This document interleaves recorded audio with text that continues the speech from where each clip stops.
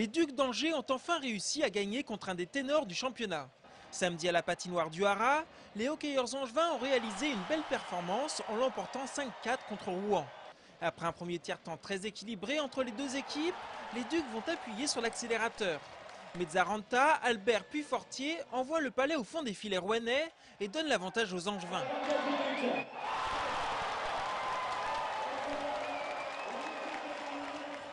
À la fin du match, ce sont les Dragons de Rouen qui poussent et reviennent à 4-4 en marquant 2 buts. Mais c'est finalement Angers qui aura le dernier mot avec le but de la victoire à 1 minute de la fin du match.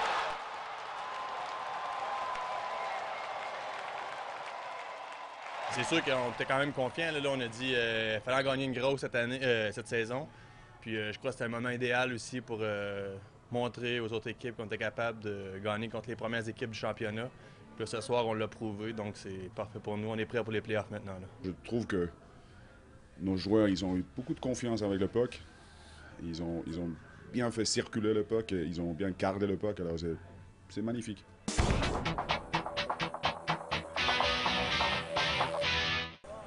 On s'était tellement habitué à ce que le SCO ne perde plus qu'on avait du mal à imaginer que ça puisse à nouveau arriver. Et pourtant, après une incroyable série de 14 matchs sans défaite, les joueurs de Jean-Louis Garcia ont fini par plier.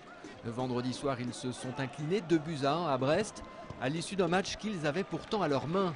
Ce sont les Angevins qui ouvrent le score dès la 19e minute par l'intermédiaire de Paul Allo-Effolou sur un 1-2 avec Vinicius.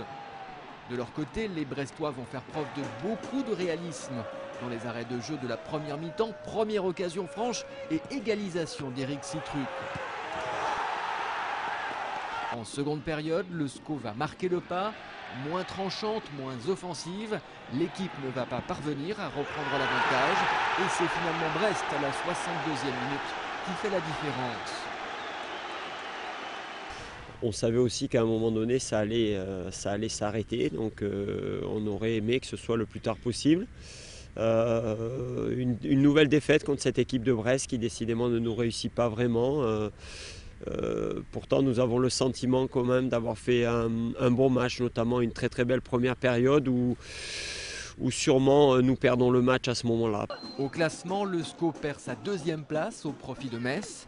Mais il n'y a pas péril en la demeure. Avec seulement 6 défaites, le SCO reste avec Lens l'équipe la plus difficile à battre de Ligue 2. Une belle statistique à confirmer dès vendredi prochain avec la réception de Vannes, le finaliste surprise de la Coupe de la Ligue.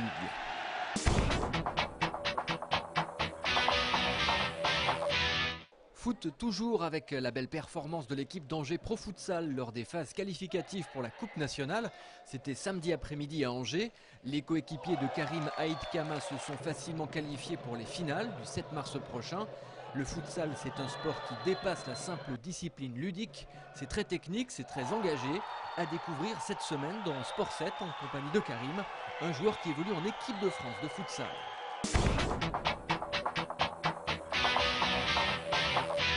Pour terminer, notez la victoire express d'Angers-Noyant face à Châlons, 38-18. Les Angevins qui restent leaders de la Nationale 1.